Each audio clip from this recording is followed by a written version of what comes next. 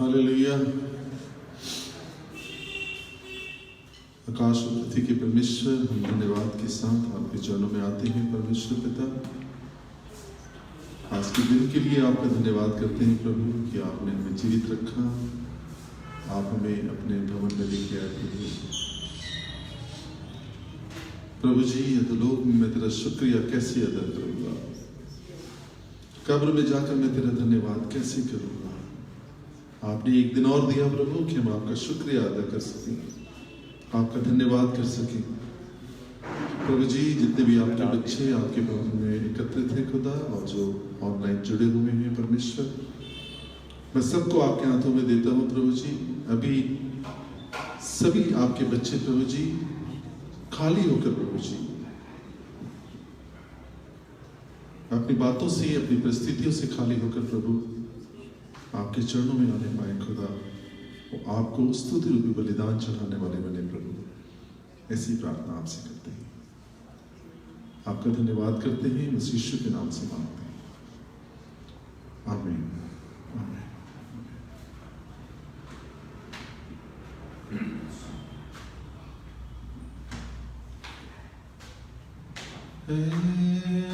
हमारी बात तो जो आसमां में है,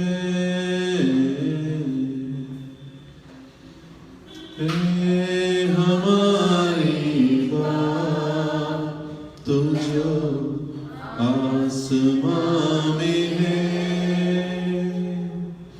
तेरा नाम पाक माना जाए और तेरी बादशाहत आए।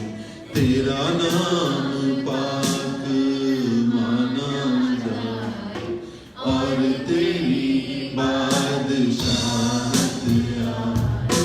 तेरी मर्जी ज़मीन पे हो पूरी, जैसे आसमां में है।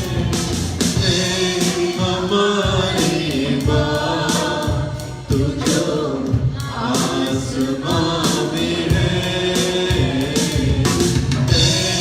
हमारी बात तो जो आसमां में है। हमारी रोज की रोटी हमें दे, हमारी रोज की रोटी हमें दे। गुनाह कर माफ सारे तू हमारे खुदा।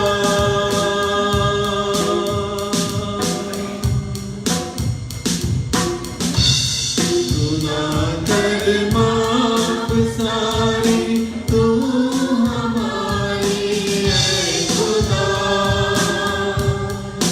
हमने भी अपने गुनहगारों को अब माफ किया। हमने भी अपने गुनहगारों को अब माफ किया। आजमाइश में न ला, आजमाइश में न ला, हमको बुराई से बचा। हमारी बात तो जो आसमां में है, हमारी बात तो जो आसमां में है। तेरा नाम पाक माना जाए और तेरी बादशाहत आए। तेरा नाम पाक माना जाए और तेरी बादशाहत आए। तेरी मर्जी ज़मीन पे हो पूरी, जैसे आसमां में है। हमारी बात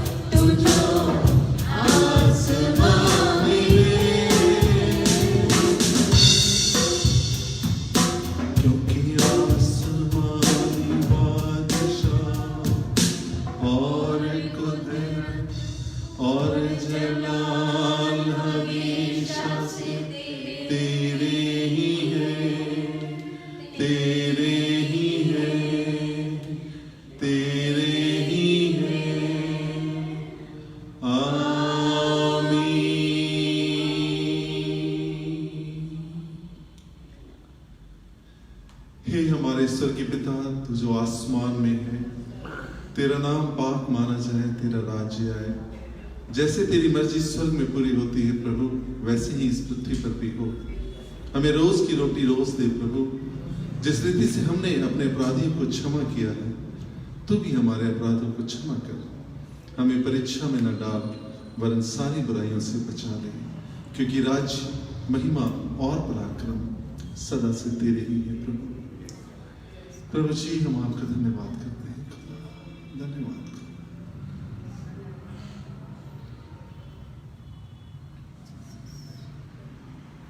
कहाँ जाऊं मैं, तेरे पास तो जीवन के वचन है। कहाँ जाऊं मैं, तेरे पास तो जीवन के वचन है। यीशु तो मेरा पहला प्यार है।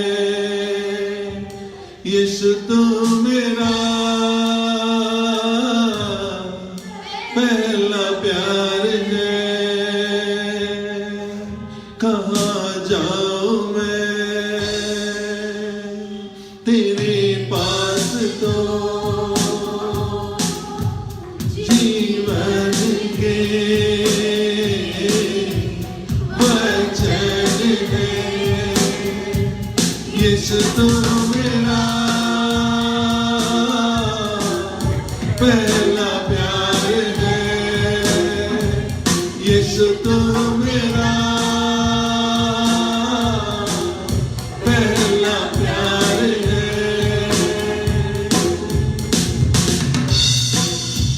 कहाँ जाए प्रभु हम तुझे छोड़कर, अनंत जीवन की बातें तो तेरे ही पास है खुदा। यस, कौन है मेरा संसार में, तेरे संग रहते हुए कुछ तो न चाहूं। कौन है मेरा संसार में,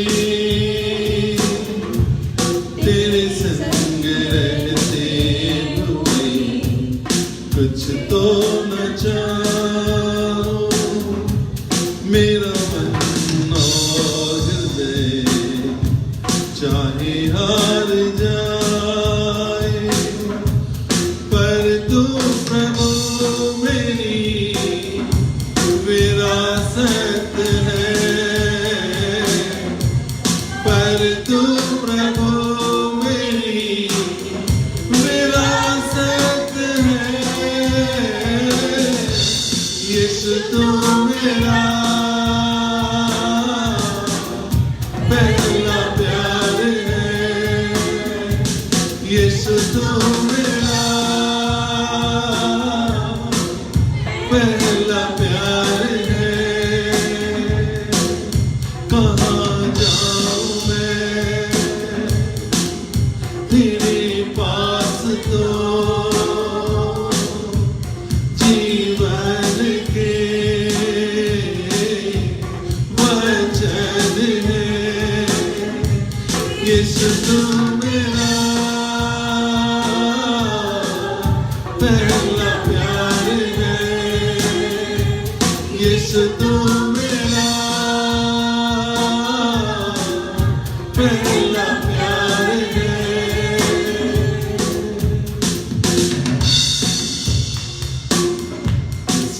धन्यवाद,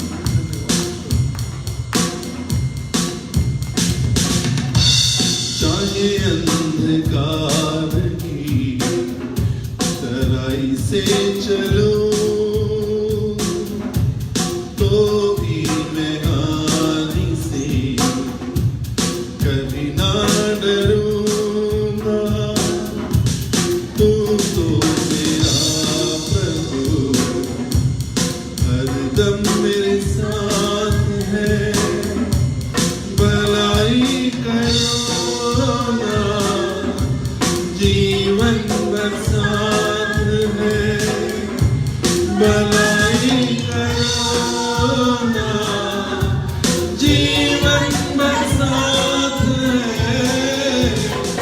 यीशु तू मेरा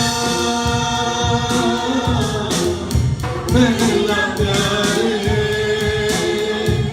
यीशु तू मेरा पहला प्यार है। कहाँ जाऊं मैं तेरे पास तो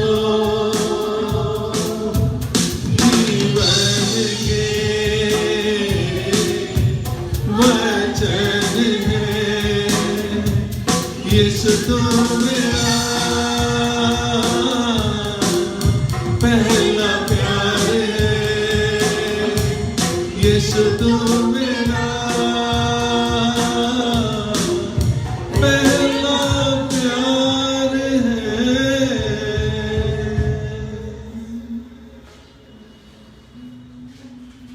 कहाँ जाए प्रभु तुझे छोड़कर, तू ही तो एक सहायक है जो कहता है मैं तुझे कभी भी अकेला और अनाथ नहीं छोड़ूंगा।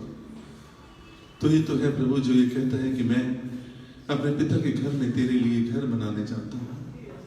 तू ही है प्रभु जो कहता है कि मैं तेरी सहायता के लिए अपनी आत्मा को भेजता हूँ। तू ही है प्रभु, तू ही है खुदा, कोई भी नहीं। तू ईश्वर। Yes lord, thank you Jesus, thank you.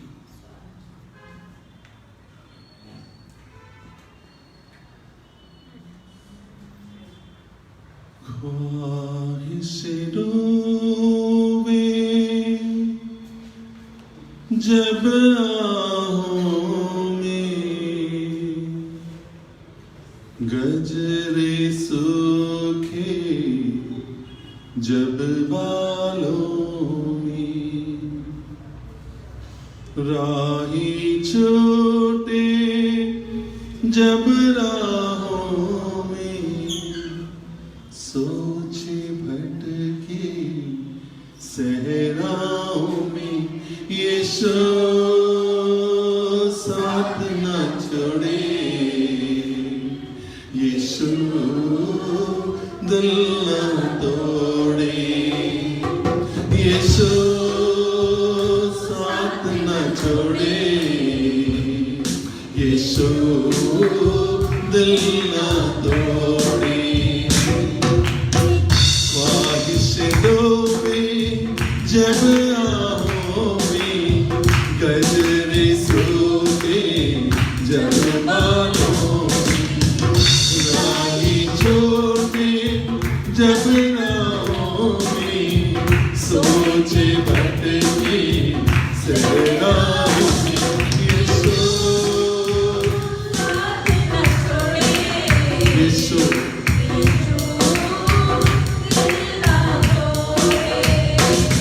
यीशु साथ न छोड़े, यीशु दिल न तोड़े।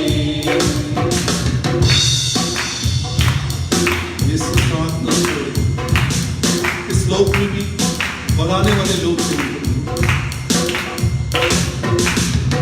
वो है मोहब्बत और मुआफी, रंज से आशना तेरा खुदा। वो है मोहब्बत और मुआफी, रंज से आशना तेरा खुदा। उसके लहू में पाप डुबोना, लम्हा लम्हा उसकी वफा। उसके लहू में पाप डुबोना, लम्हा लम्हा उसकी वफा।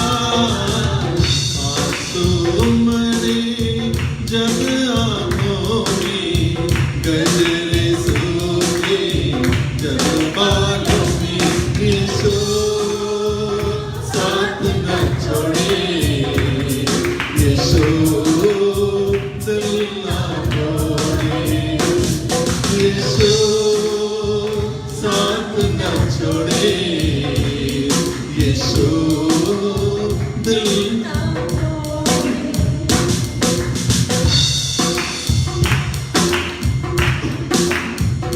आप वो देना और ऐसा नहीं है याद पाप वो तेरा और सफाई रखता नहीं है याद कभी पाप वो तेरा और सफाई रखता नहीं है याद कभी उसकी रहमत होठ से आई तुझको पुकारे पाक मसीह उसकी रहमत होठ से आई तुझको पुकारे पाक मसीह हर मासूल में जब सोचोगे गजरे सोए जब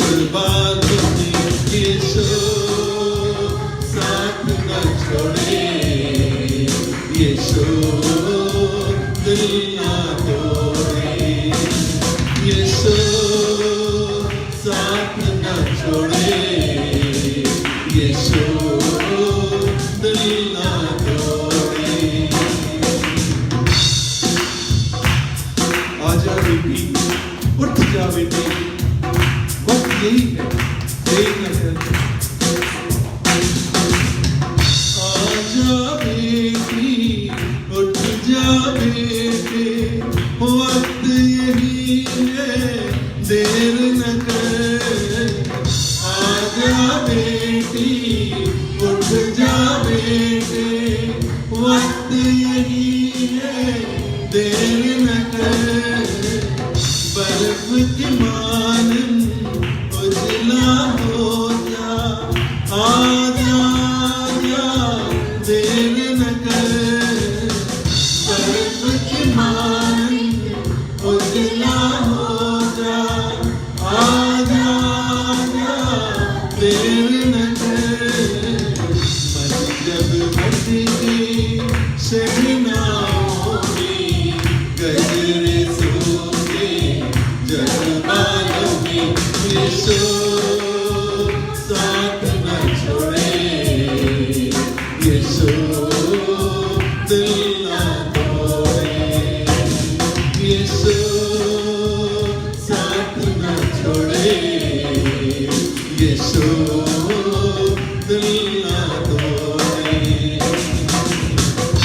ख्वाहिशों में जब आँखों में गजरे सोए जब बालों में राही छोटे जब राहों में सोचे भटके सहराओं में यीशु साथ न छोड़े यीशु दिल ना तोड़े यीशु साथ न छोड़े यीशु दिल ना तोड़े यीशु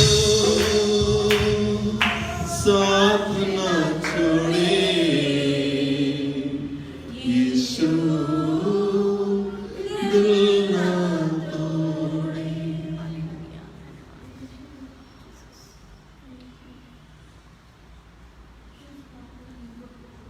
तुम सा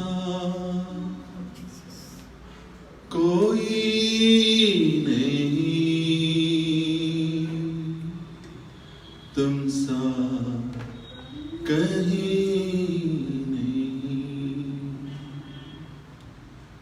कोई भी नहीं है तुम्हारे जैसा प्रभु जिसने हमसे इतना प्यार किया प्रभु कि मुर्दों को जिंदा करने वाले परमेश्वर आपने खुद मृत्यु को चल लिया सारी महिमा के मालिक आपने हमारे लिए जिल्लत और अपमान सहा प्रभु कोई भी नहीं प्रभु आपके जैसा कोई भी नहीं खुदा तुम सा कोई नहीं तुम सा कहीं नहीं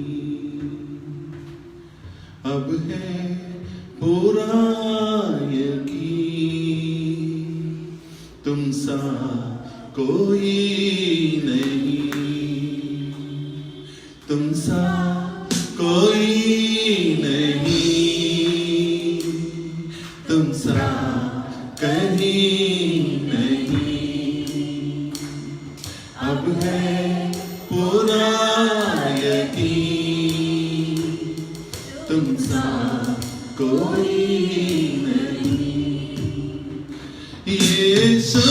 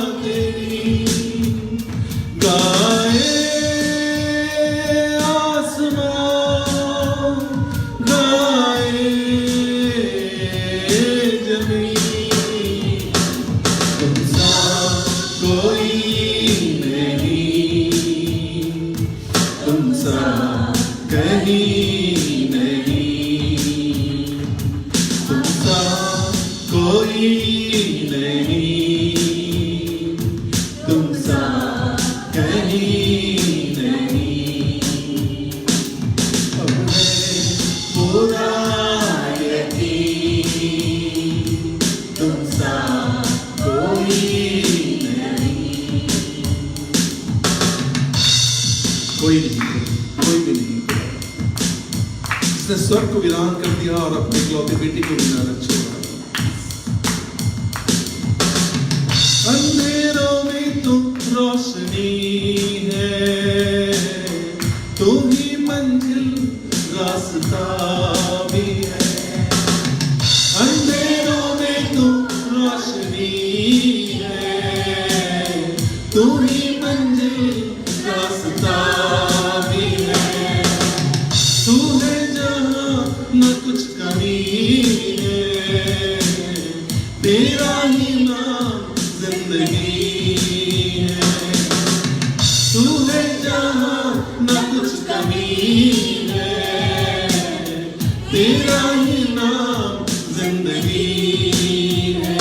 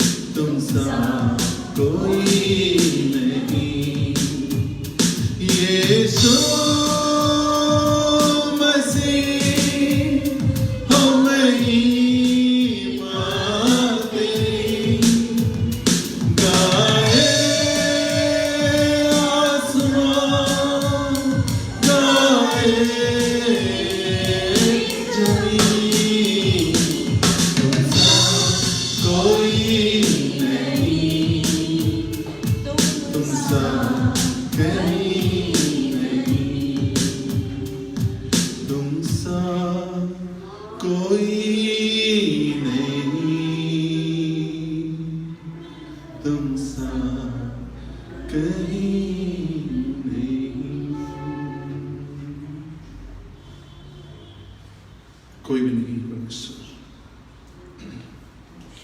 कोई भी नहीं है प्रभु, कोई भी नहीं है परमेश्वर। संभव ही नहीं कि कोई व्यक्ति दूसरों के लिए अपने प्राणों को दे। एक बार को ये हो सकता है कि किसी भले व्यक्ति के लिए कोई भला मनुष्य अपने प्राणों को दे दे, परंतु प्रभु आपने प्राणों को दिया तब जब हम आपके वैरी थे प्रभु, जब हम आपके शत्रु थे खुदा, जब हम आपको जानना भी ना चाहते थे खुदा, जब हम भक्तिहीन थे प्रभु, आपने हमारे लिए ठीक समय पर क्रूस पर बलिदान किया खुदा। कोई भी नहीं है प्रभु, कोई भी नहीं। प्रभु जी हम धन्यवाद करते हैं आज के दिन के लिए प्रभु। दिन कैसा भी हो, परिस्थिति कैसी भी हो, पर जब हम आपका पवित्र नाम अपने होठों पे लाते हैं परमेश्वर पिता, ये सिर्फ और सिर्फ आपके अनुग्रह के द्वारा ही संभव होता है खुदा। और ये वो पल होते हैं प्रभु जो हमारे जीवन की पुस्तकों में लिखे जाते हैं खुदा। इन पलों को देने के लिए प्रभु हम आपका धन्यवाद करते हैं खुदा। हम सब ने मिलकर प्रभु आपकी आराधना की। ये समय है प्रभु जब आप हमसे बात करें परमेश्वर। मैं अपने आप को प्रभु आपके हाथों में देता हूँ परमेश्वर पिता। मेरी सोचों पर, मेरे विचारों पर प्रभु आपका नियंत्रण हो खुदा। और जो कुछ आज आप अपने बच्चों को सिखाना चाहते हैं, मेरा इस्तेमाल करें और सिखाएं। मसीह यीशु के नाम से मांगते हैं, आमीन।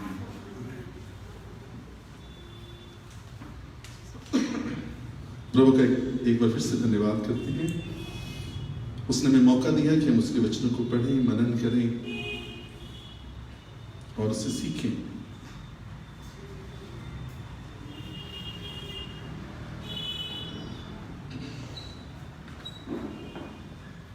और एक मनुष्य पृथ्वी पर आता है, बड़ा होता है, अपनी जिम्मेदारियों को पूरा करता है और एक दिन मर जाता है।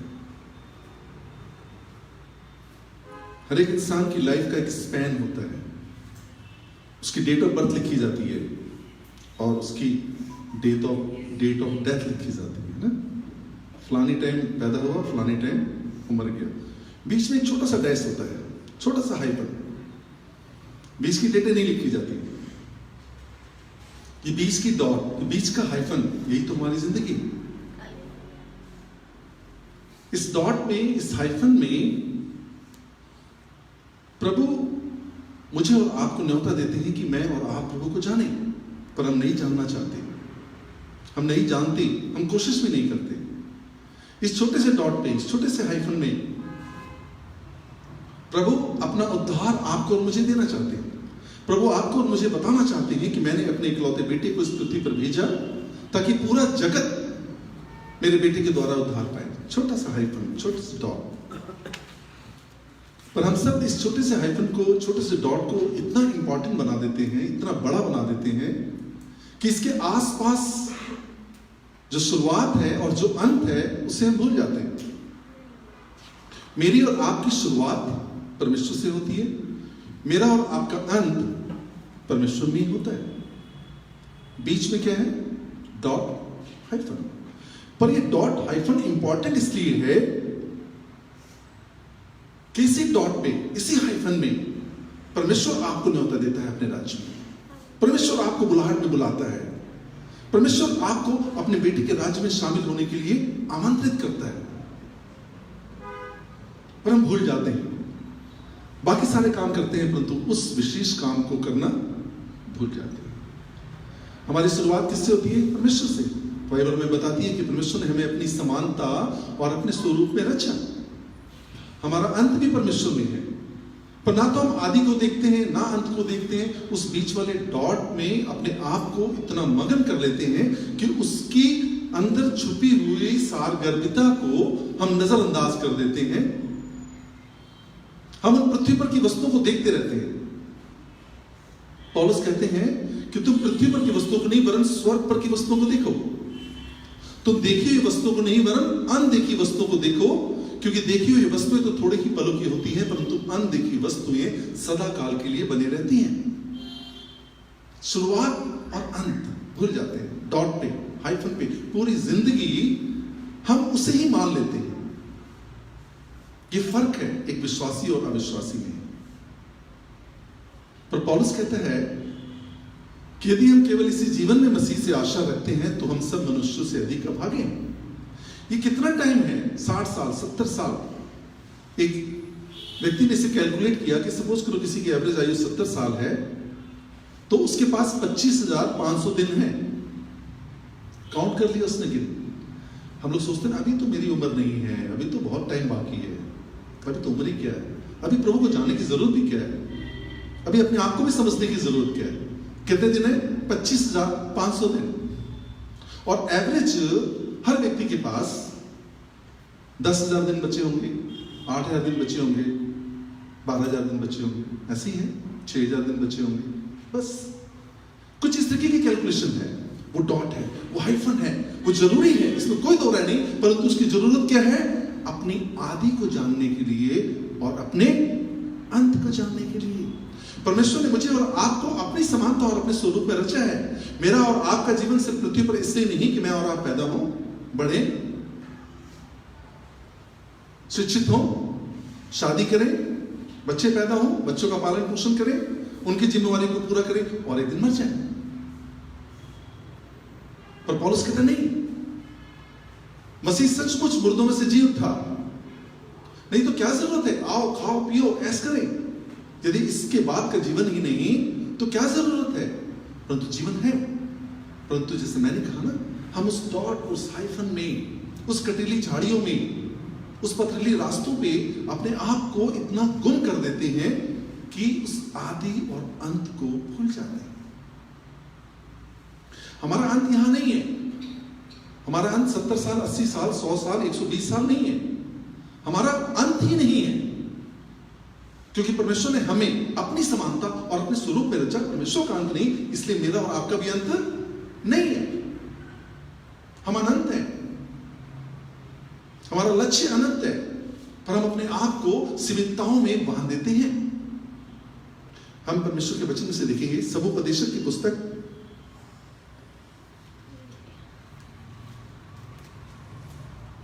उसका 3रा अध्याय और उसका 11वां पद। सबोपदेशक की पुस्तक उसका 3रा अध्याय और उसका 11वां पद। परमेश्वर का वचन कहता है, सबोपदेशक 3:11 में, उसने सब कुछ ऐसा बनाया कि अपने अपने समय पर वे सुंदर होते हैं।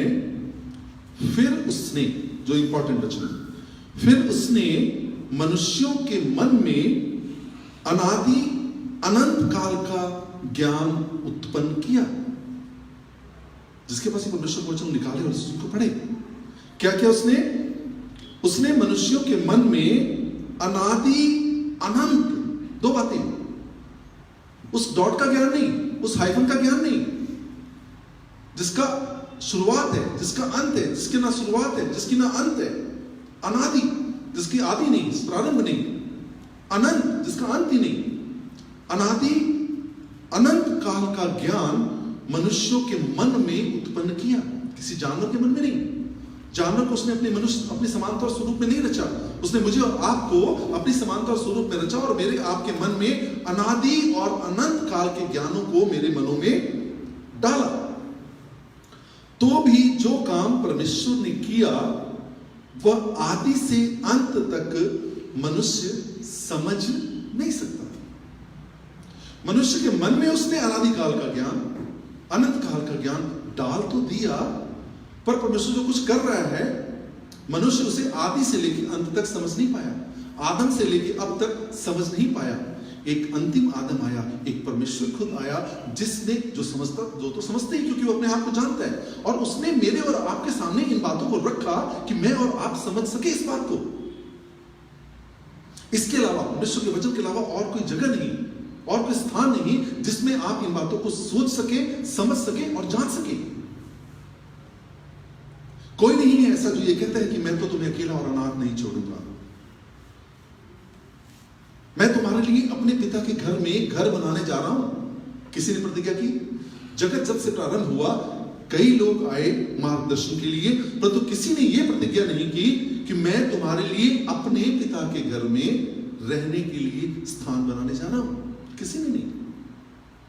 उद्धार के बारे में हम सुनते थे, 84 लाख योनियों से गुजरने के बाद तब उद्धार मिलता है, और भी विरले लोगों को उद्धार मिलता है, विरले लोगों को। यहां प्रभु आपसे और मुझसे ये वायदा कर रहा है, मैंने तेरे लिए पिता के घर में, वही तो उद्धार है, वही तो आदि है, वही तो अंत है। आपकी शुरुआत इस डॉट में नहीं है, आपकी शुरुआत इस हाइफन में नहीं है। इस बात को मुझे और आपको समझने की जरूरत है। मेरी शुरुआत आदि से लेकर अंत तक है। मेरी शुरुआत परमेश्वर से है, मेरा अंत परमेश्वर में है, और मेरा परमेश्वर इस हाइफन में मुझे ये पाठ पढ़ाता है, मुझे ये बताता है अपने बारे में। जो अनादिकाल का ज्ञान उसने मेरे मन में रख छोड़ा जब उसने मुझे बनाया, अनंत काल का ज्ञान जो उसने मेरे मन में बिठा रखा है, वो इस हाइफन में, इस डॉट में उन तमाम ज्ञानों को मुझे बताता है अपने वचनों के माध्यम से। जरूरत है उसकी बुलाहट की गंभीरता को समझने की। कोई भी नहीं है, कोई भी नहीं जो जो ये कहता है कि मैं तुम्हें अकेला और अनाथ नहीं छोड़ूंगा, मैं तुम्हारी सहायता के लिए अपनी पवित्र आत्मा को भेजूंगा। क्या किसी ने प्रतिज्ञा की? नहीं की। द्वितीय आगमन में जब परमेश्वर इस पृथ्वी पर आएंगे, किसी ने प्रतिज्ञा की? नहीं की। वो अपने लोगों को बादलों पर उठा के ले जाएंगे। पौलुस बताते हैं अंतिम तुरही फूकी जाएगी, प्रधान दूत का शब्द सुनाई देगा, जो मरे हुए हैं वो जीवित हो उठेंगे और जो जीवित हैं वो बदल जाएंगे। क्या कभी बताया किसी ने? परमेश्वर के वचन के अलावा इन बातों का जिक्र है कहीं? सभी जिक्र सिर्फ इस डॉट और हाइफन के बारे में है। इसके आगे क्या, इससे पीछे क्या, सब भ्रम, सब माइथोलॉजी, सब मिथ्स, सब कहानियां। पर परमेश्वर का वचन हमें शुरू से लेके अंत तक अपना गुप्त ज्ञान परमेश्वर अपने वचनों के माध्यम से मुझे और आपको बताते हैं। अनादिकाल का ज्ञान, अनंत काल का ज्ञान जो उसने मनुष्य के मन में रखा हुआ है, वो परमेश्वर के वचनों के माध्यम से मनुष्य को प्रकट करता है। कौन है? कोई भी तो नहीं। रोमियो की पुस्तक उसका 12वां अध्याय,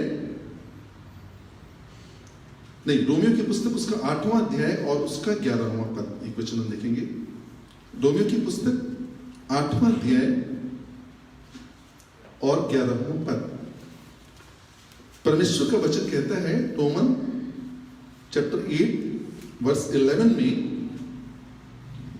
यदि उसी का आत्मा जिसने यीशु को मरे हुओं में से जिलाया तुम में बसा हुआ है, तो जिसने मसीह को मरे हुओं में से जिलाया वो तुम्हारी नश्वर देहों को भी अपनी आत्मा के द्वारा जो तुम में बसा हुआ है जिलाएगा। मरे हुओं को जिलाना, नश्वर देहों को दोबारा जिंदा करना, सिर्फ परमेश्वर का वचन कोई कथा कहानी नहीं, हो चुका एक बार, आज से 2000 साल पहले। वचन क्या कह रहा है? वही आत्मा तुम्हारे अंदर बसा हुआ है। उसी आत्मा ने आज से 2000 साल पहले यीशु को मरे हुए में से जिलाया। वही आत्मा तुम्हें भी, तुम्हारे नश्वर देह को भी जिलाएगा। वो अलग बात है, जैसे हम जानते हैं, कई बार हम इन बातों को सुन चुके और पढ़ चुके, कि जब प्रभु का द्वितीय आगमन होगा तो वही आत्मा मुर्दों में से जिलाया जाएगा। वही आत्मा मुर्दों को जिलाएगा जिसने यीशु को आज से 2000 साल पहले जिलाया। प्रभु के उदाहरण स्पष्ट है। हम सब जानते हैं कि प्रभु इस पृथ्वी पर आए और उन्होंने पूरे जगत के पापों का बोझ अपने ऊपर लिया, क्रूस पर अपने प्राणों को दिया और तीसरे दिन वो जीवित थे। हम सब जानते हैं। उनकी नाशवान देह अविनाशी देह में बदल गई। हम सब जानते हैं। वो उस देह में आज परमेश्वर के दाहिने ओर बैठे हैं और हमारे लिए प्रार्थना करते हैं। ये हमारा विश्वास है, ये हमारा विश्वास है। आप जानते हैं, आपके और मेरे विश्वास की जो सबसे कठिन परीक्षा होती है वो होती है कि हम इस शारीरिक मृत्यु को किस परिप्रेक्ष्य में देखते हैं। हमारा क्या दृष्टिकोण है इस मौत को देखने का, ये हमारे विश्वास का प्रतीक है। दोनों जगह बहुत सारे डिफरेंसेस हैं, बहुत सारे अंतर हैं। दुख हर जगह है। ऐसा नहीं कि विश्वासी के घर में जब कोई व्यक्ति उसे छोड़कर जाता है तो उस घर में दुख नहीं होता, परंतु उसकी सोच, उसकी आशा, उसका दृष्टिकोण एक ऐसे व्यक्ति से जो प्रभु को नहीं जानता डिफरेंट होता है। जो प्रभु को नहीं जानता, जो प्रभु के बातों को समझा ही नहीं, जिसने वचनों को कभी पढ़ा ही नहीं, जिसने प्रभु के बातों पर कभी ध्यान ही नहीं दिया कि ऐसा परमेश्वर भी है जो पूरे सबके सब बच्चों को अपने घर में वापस बुलाना चाहता है। गम दोनों सगे है, पर उस मौत को देखने का जो दृष्टिकोण है दोनों का अलग अलग है। एक का दृष्टिकोण है कि उसका प्रियजन छोड़कर चला गया, अब इससे तो मुलाकात कभी हो ही नहीं। एक का दृष्टिकोण है, ये मेरा प्रियजन शारीरिक रूप में तो छोड़कर चला गया, पर परमेश्वर का वचन मुझे कहता है और मुझे अपने परमेश्वर पर विश्वास है कि एक दिन मैं इस व्यक्ति से फिर स्वर्गलोक में यीशु मसीह के साथ मिलूंगा। दोनों में फर्क है। पर ये फर्क क्यों? क्योंकि विश्वासियों के पास परमेश्वर का वो वचन है जो वायदा करता है कि मैं बादलों तक तुम्हें उठा लूंगा और बादलों में हम प्रभु यीशु मसीह से मिलेंगे। ये आपका मेरा विश्वास है। इसी विश्वास का जो फर्क है दोनों के दृष्टिकोण को चेंज ला देता है। वाकई में जो प्रभु को नहीं जानते उनकी लाइफ जन्म से मृत्यु, जैसे मैंने बताया आपको, वहीं तक सीमित है। पर जो प्रभु को जानते हैं वो इस जन्म से लेकर मृत्यु तक के जीवन को भी पूरी तरह से प्राथमिकता देते हुए इस जन्म और मृत्यु के प्रति उनका दृष्टिकोण डिफरेंट होता है, थोड़ा सा अलग हो जाता है।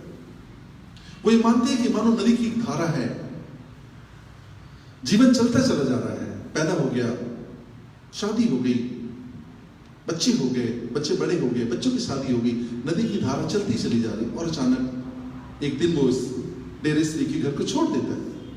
तो वो नदी का समापन नहीं, वो नदी का एक मोड़ है। नदी ने अपनी धारा को मोड़ लिया, पर ये मोड़ कैसा? ये मोड़ आपका अनंत जीवन की तरफ है, सोच की तरफ। ये दृष्टिकोण आपका है कि अब ये मेरा प्रियजन इस पृथ्वी पर के काम करते हुए अब अपने प्रभु की ओर इसने कदम बढ़ा लिया। ये पृथ्वी पर की जो मौत है, ये मौत नहीं, ये अंत नहीं, वरन अनंत जीवन की ओर उठाया हुआ इसका कदम है। ये एक विश्वासी की सोच होती है। परंतु जो प्रभु को नहीं जानते उनकी सोच कैसी है? खत्म, एंड, बस यहां से लेके यहां तक। उनकी लाइफ कहां तक है? सिर्फ उस डॉट तक, सिर्फ उस हाइफन तक। परंतु मेरी और आपकी लाइफ शुरू से लेके, जो मेरी और आपकी लाइफ परमेश्वर से शुरू होती है और परमेश्वर में खत्म होती है, मेरी और आपकी लाइफ वहां तक जाती है। कुलुस्सियों की पुस्तक 1 वचन सिर्फ और लेंगे आज, 3 अध्याय और उसका 2 पद। कुलुस्सियों की पुस्तक 3 अध्याय 2 पद।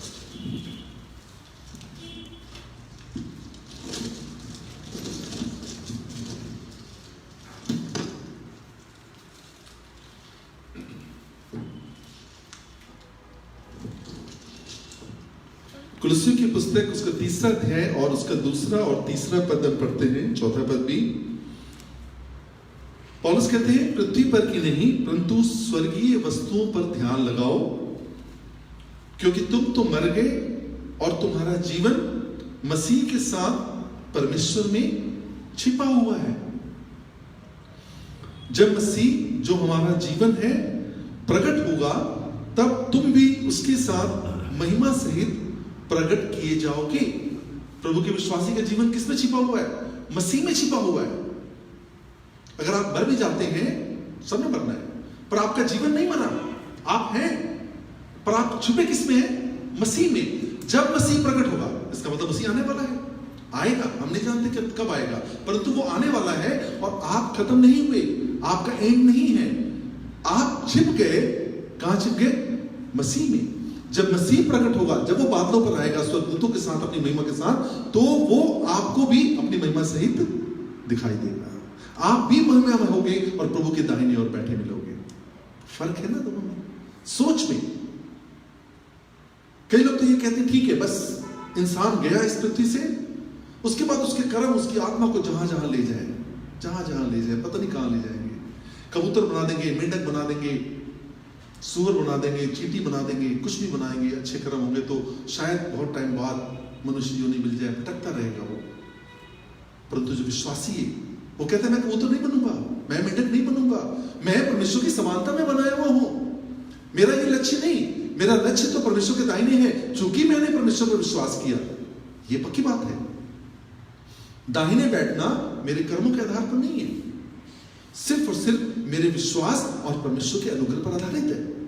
परंतु मेरी सोच परिवर्तित हो जाती है, क्योंकि मैं विश्वास करता हूं उस मसीहा पर जिसने मेरे पापों का बोझ ले लिया, जो स्वर्ग में परमेश्वर के दाहिने ओर बैठा मेरे लिए विनती करता है, मेरे सारे गुनाहों की सजा चुकी उसने अपने ऊपर ले ली। इसलिए उसका अनुग्रह मुझे इस बात का अधिकारी बनाता है कि मैं उसके दाहिने बैठूं, मैं उसके अनंत निवासों में बैठूं। इसलिए मेरी सोच कुछ और होती है। मेरा कोई जन जाता है, हम सबका कोई जन जाता है, क्या प्रार्थना करते हैं? प्रभु आप इन्हें अपने चरणों में स्थान देना, अपने जो आपने इनके लिए अनंत निवास बना रखा है, आप इन्हें स्थान देना। हमें पता है, हमें विश्वास है। पौलुस कहता है ना, जी तो चाहता है कि कूच करके मसीह के पास जा लूं, उसके पास विश्वास है। वो कहता है मर जाना मेरे लिए लाभ है। क्या कहते हैं वो? मर जाना मेरे लिए लाभ है। क्यों लाभ है? क्योंकि उसे पता है कि इसके बाद की जो जिंदगी है, जो मसीह के चरणों में है, वहां कोई दुख नहीं, वहां कोई निराशा नहीं, वहां कोई अशांति नहीं। पर इसका मतलब ये नहीं कि हम इस पृथ्वी को छोड़कर वहां जाने की तैयारी करें, नहीं। वो कहता है जीवित रहना मेरे लिए लाभ है, मर जाना मेरे लिए लाभ है, परंतु जीवित रहना मेरा तुम्हारे लिए बहुत जरूरी है। मेरा इस पृथ्वी पर रहना बहुत जरूरी है, जब तक प्रभु चाहे, जब तक प्रभु चाहे। पर मेरी सोच में जो परिवर्तन है वो इस वजह से आता है क्योंकि मैं प्रभु पर विश्वास करता हूं। तभी तो कहता है यदि हम विश्वासी जो हैं केवल इसी जीवन में मसीह से आशा रखते हैं तो हम सब मनुष्यों से अधिक अभागे हैं। परंतु मसीह सचमुच मुर्दों में से जी उठा और जो सो गए उनमें पहला फल हुआ। सबसे अंतिम बैरी जो नष्ट किया जाएगा वो मृत्यु है, नष्ट किया जाएगा। इस मृत्यु को भी प्रभु ने 2000 साल पहले नष्ट किया। हम प्रभु की द्वितीय आगमन पर इस मृत्यु को नष्ट करेंगे। प्रभु जयवंत हुए उस मृत्यु पर आज से 2000 साल पहले। हम यदि जीवित रहे तो बदलकर उस मृत्यु को परास्त करेंगे, और यदि मर गए तो जी उठ के उस मृत्यु को हम परास्त करेंगे। जैसे परमेश्वर ने, जैसे पिता की आत्मा ने, जैसे रोमन में हमने पढ़ा, जैसे उसका आत्मा जो तुम में बसा हुआ है, मसीह यीशु को मुर्दों में से जिलाया, वो तुम्हारे नश्वर शरीर को भी अविनाशी शरीर में बदल देगा। पर जरूरत इस बात को समझने की है कि जो डॉट हमारे पास है, जो हाइफन हमारे पास है, उसका इस्तेमाल कैसे करें। क्या सिर्फ इस संसार की जो मृग तृष्णा है जरूरी है, पर अपना ध्यान सारा का सारा उसमें लगाए, या परमेश्वर द्वारा उस कॉलिंग को जो अपने बेटे के राज्य में वो सबको बुलाता है, वो कहता है परिश्रम और बोझ से दबे हुए लोगों मेरे पास आओ, मैं तुम्हें मन में विश्राम और शांति दूंगा। मैंने और आपने उसकी बुलाहट को समझना है। मैं और आप अनंत काल के लिए रचे गए हैं। मैं छोटी सी बात आपको सुनाने की कोशिश करता हूं। एक मनुष्य जब मर जाता है तो वो अपने जीवन काल में या उसके परिचित जीवन काल, उसके मरने के बाद कहीं भी दान दिया, कुछ भी किया, टेबल पे, मेजों पे उसका नाम लिखवा देते हैं, पंखों पे नाम लिखवा देते हैं, वाटर कूलर पे नाम लिखवा देते हैं, कोई पुस्तक लिखता है उस पर अपना नाम लिखता है। क्यों? आप जानते हैं क्यों? क्योंकि उसके अंदर अनंत, जैसे सवोपदेश में होता है ना, परमेश्वर ने मनुष्य के मन में अनादि काल का, अनंत काल का ज्ञान डाला हुआ है। वो मनुष्य के मन में है, वो क्रेविंग मनुष्य के मन में है, वो तृष्णा मनुष्य के मन में है। अनंत काल तक उसकी इच्छा है कि मैं यहां से चला भी जाऊं तो भी मेरा नाम इस पृथ्वी पर हो। तभी तो ऐसा होता है ना, तभी तो होता है। पर साथ में वचन क्या कहता है? पर परमेश्वर ने जो कुछ किया आदि से लेकर अब तक मनुष्य उसे समझ नहीं पाता। उन अनंत जीवन की बातों को वो इस तक सीमित रखता है कि मैं अपना नाम पंखों पे लिखवाऊंगा, जो भी आएगा लिखा मिलेगा कि फलाने फलाने बंदे ने पंखों का दान किया, फलानी पुस्तक मेरी मेमोरी में है, फलानी मूर्ति इतनी बड़ी 1000 मीटर की है, 2000 मीटर की है, जो भी है, लोग मुझे याद रखेंगे। क्यों याद रखेंगे? क्या किसी पशु की मूर्ति नहीं देखी हमने? नहीं देखी ना। क्यों मनुष्यों की मूर्ति? क्यों मनुष्यों के नाम पंखों पर? क्यों?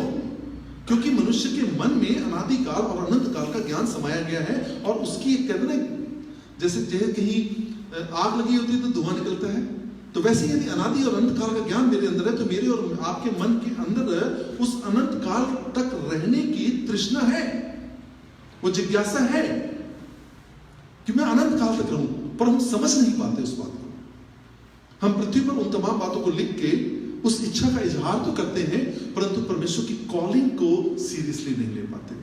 उन बातों को हम धर्म की बातों में इतना सीमित कर देते हैं कि हम उसके अनमोल आमंत्रण को स्वीकार ही नहीं कर पाते। पर आज समय है, ये जो डॉट है हमारा 60 साल का, 70 साल का, जो हाइफन है 100 साल का, मैक्सिमम 120 साल का, बहुत इंपॉर्टेंट है छोटा। आपकी आदि और आपका अंत हजारों, लाखों, करोड़ों, अरबों साल का है। उस हिसाब से डॉट है, हाइफन है, पर इंपॉर्टेंट है, जो ये निर्धारित करता है कि आपका समापन परमेश्वर में है या नहीं। आप अनंत जीवन की ओर बढ़ रहे हैं या नहीं, ये निर्णय आपके उस हाइफन वाली जिंदगी में, आपके उस डॉट वाली जिंदगी में आपने और मैंने डिसाइड करना है। मैंने चुनना है कि मैंने कहां जाना है। मैंने अपने आप को खड़ा करके सोचना है कि मैं क्यों हूं इस पृथ्वी पर, क्यों आया मैं इस पृथ्वी पर, क्या कर रहा हूं मैं, क्या मेरा उद्देश्य सिर्फ इतना ही है। जब मैं परमेश्वर की संगति में, परमेश्वर के वचनों के माध्यम से, परमेश्वर की पवित्र आत्मा से प्रेरित होकर इन बातों को सोचता हूं, तो मैं उस लक्ष्य तक पहुंचने के मार्ग को देखने लगता हूं। प्रभु मेरे मन की आंखों को भी ज्योतिर्मय करने लगते हैं, प्रभु मेरे मन से भी बात करने लगते हैं, प्रभु अपनी इच्छा को, अपने उद्देश्य को मुझ पर भी प्रकट करने लगते हैं, और मैं हर चीज को अनंत जीवन के मूल्यों की रोशनी में देखने लगता हूं। प्रभु आप सबको आशीषित करें। आइए प्रार्थना करें।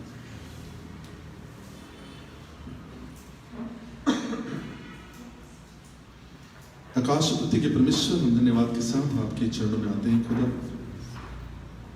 आज के दिन के लिए, इस पल के लिए हम धन्यवाद करते हैं प्रभु। आपने अपने बच्चों को एकत्रित किया अपने भवन में खुदा, हमने मिलकर आपकी आराधना की, आपके वचनों को पढ़ा प्रभु जी। प्रभु जी हम आपका धन्यवाद करते हैं खुदा। प्रभु आप तो वो परमेश्वर है कि आपका वचन कहता है कि आपने अधोलोक में भी जाकर कह दिया, आत्माओं के बीच में भी प्रचार किया। आप कहते हो कि तुम्हारा स्वर्गीय पिता नहीं चाहता कि एक भी आत्मा का नाश हो। प्यारे परमेश्वर, आप अपने सभी बच्चों की गलतियों को क्षमा करने वाले परमेश्वर हैं पिता। प्रभु जी, जो बच्चे आज पृथ्वी पर नहीं है प्रभु, आपने उन सब के गुनाहों को क्षमा किया है प्रभु, और अपने चरणों में स्थान दिया है प्रभु। उन बच्चों को भी जो आप पर विश्वास करते हैं प्रभु, और उन बच्चों को भी प्रभु जो आपको नहीं जानते खुदा, क्योंकि वो आपके ही बच्चे हैं परमेश्वर पिता। सारी सृष्टि आप ही की है प्रभु, आपके अलावा और कोई भी नहीं है परमेश्वर पिता। प्यारे खुदा, आपने तो उस चोर से भी प्यार किया और उसे कहा कि तू आज ही मेरे साथ स्वर्गलोक में होगा। प्रभु आप सबको अपने स्वर्गलोक में निमंत्रण देना चाहते हैं प्रभु, आप सबको अपने दाहिने बैठाना चाहते हैं प्रभु, और आप अपने दाहिने बैठाएंगे प्रभु, हमें इस बात का विश्वास है खुदा। प्रभु जी हम आपका धन्यवाद करते हैं परमेश्वर। प्रभु जी पृथ्वी पर जो आपके बच्चे हैं खुदा, शरीर से जुड़ी हुई हर जरूरत को प्रभु जी आप पूरा कीजिए। जिसके पास जो कमी घटी है प्रभु आप उसे पूरा कीजिए। प्रभु जिनके पास धन की कमी है आप उसे धन से आशीषित कीजिए प्रभु। जो निर्बल है प्रभु जी, शारीरिक रूप से अस्वस्थ है प्रभु, आप उन्हें स्वस्थ करें प्रभु, चंगा करें परमेश्वर पिता, अपनी सामर्थ्य से भरे परमेश्वर पिता, हर कमी घटी को पूरी करें प्रभु जी। ऐसी प्रार्थना आपसे करते हैं खुदा। अपने बच्चों को तैयार कीजिए प्रभु कि वो आपका सुसमाचार आपके बच्चों तक पहुंचाए प्रभु, आपके अनंत जीवन की बातों को प्रभु उन बच्चों तक पहुंचाए परमेश्वर पिता, जो अभी आपको नहीं जानते पिता, जो किसी वजह से भी अंधकार में है खुदा, जो किसी वजह से भी मृत्यु के देश में बैठे हैं प्रभु। आपके जीवन की ज्योति प्रभु आपके बच्चों के माध्यम से उन पर भी चमकने पाए, और आपका तेजस्वी सुसमाचार प्रभु उनके मुख पर भी प्रकाश डालने प्रभु। ऐसी प्रार्थना आपसे करते हैं, आपका धन्यवाद करते हैं।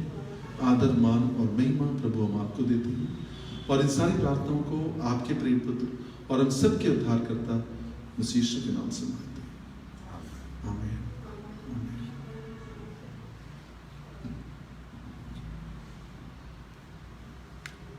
मैंने कुछ करनी है बात, यीशु आज तेरे साथ।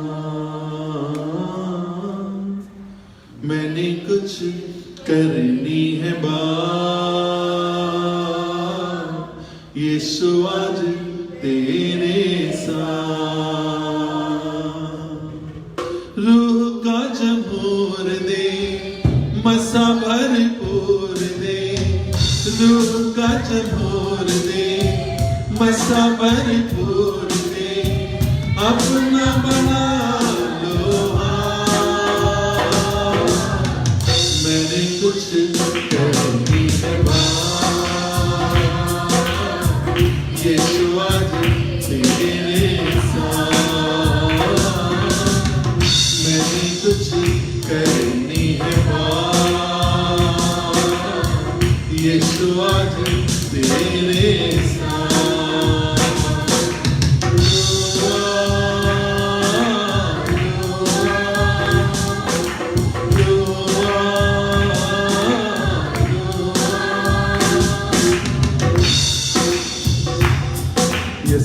दया करो प्रभु, सब पर दया करो।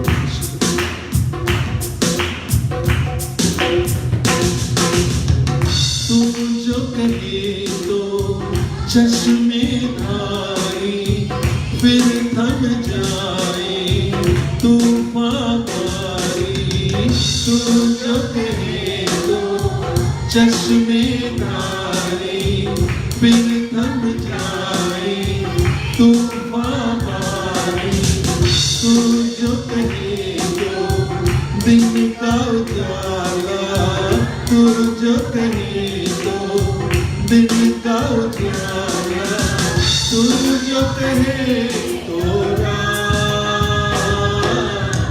मैंने कुछ कहनी है बात, यीशु आज तेरे साथ। मैंने कुछ कहनी है बात, यीशु आज तेरे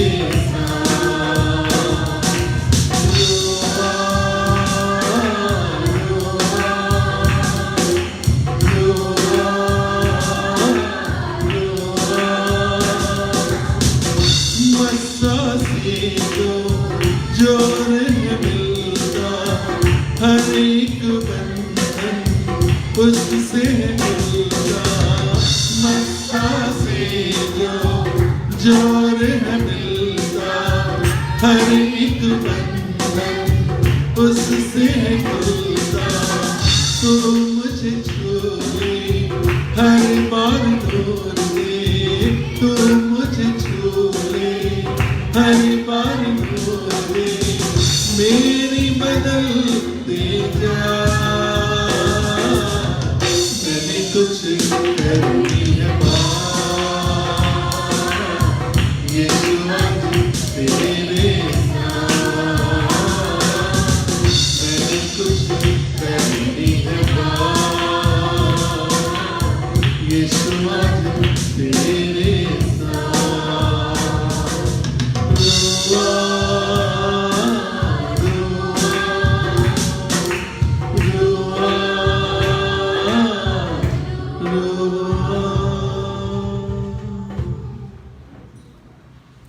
प्रभु जी, हम आपका धन्यवाद करते हैं खुदा कि आपने आज अपने बच्चों से बात की। खुदा